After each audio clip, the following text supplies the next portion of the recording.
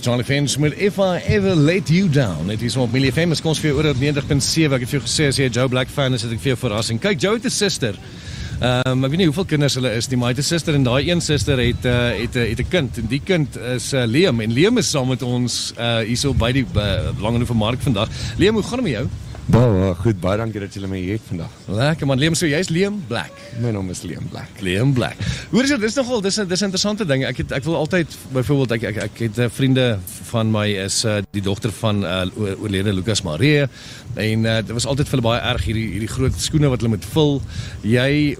Wanneer het jy begin met jou loopbaan? Was Joe toe al klaar op die map gewees toe jy begin het? Het jy selfs op dieselfde tyd begin? So Joe het van hoërskooltyd af het hy maar altyd in die pubs gesing en by restaurante en so aan. En as kleins, my ma my altyd gevat nou en dan om hom te support. En my heel eerste memory, ek sê hierdie storie baie, so my heel eerste memory waar ek geweet het, luister, ek wil 'n musikant wees as ek groot is. Jy weet, jy wil 'n cowboy word, party mense wil 'n astronaut word, maar die dag toe ek besluit dat ek wil 'n musikant word, was ek ernstig geweest. En ek moet sê Joe was maar die persoon wat daai spark in my aangesteek het. Kom ons stel dit so. Hoorie, maar dit is great dat hy jou so geïnspireer het en dis eintlik nogal vir my net hoe julle so half in dieselfde families beland het.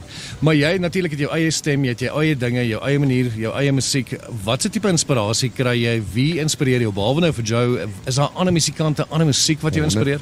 100%. So ek is in die 90's era groot geword. So waar die punk pop musiek regtig groot was. So die Afrikaanse bands wat ek baie like is FL, Volk of Polisiekar, jy weet, Spoegwolf is obviously my heroes en wat ek as ek moes skryf en eendag saam met mense optree, so bands wees. Maar kom ons sê nou internasionaal is ek 'n groot fan van Goo Goo Dolls.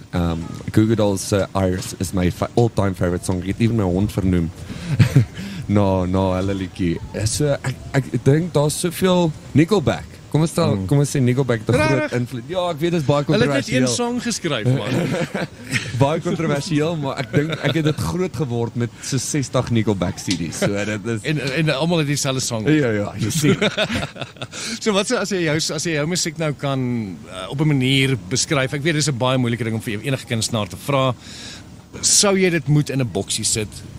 Wat jy nou huidiglik doen, wat sal dit wees? Ek haat dit om in 'n boksie te sit, maar kom ons sê ek hou van alternatiewe musiek. So dit is pop alternative. So kom ons sê so 'n bietjie rock daar binne, daar's 'n bietjie jy weet, daar's ietsie vir almal daar binne. Tree jy op jou eie op? Het jy 'n band? Hoe werk jy? Nee, ek is 'n enkel kunstenaar. Ek loop nou op die einde of vir die afgelope 4 jaar speel ek solo net ek en my gitaar en 'n drum by my voet. Okay. Ja. So Liam, waar gaan jy optree? Jy's nou in Bloemfontein, jy het van Pretoria af gery en jy het gesê gereën al die pad. Al die pad hier, maar dan was die pad stil, so ek kon dan net relax. Maar ons is vanaand by die Country Club hierso by julle en nice. Super opgewonde want toe beteken ons daagliks in 'n foto vir video's.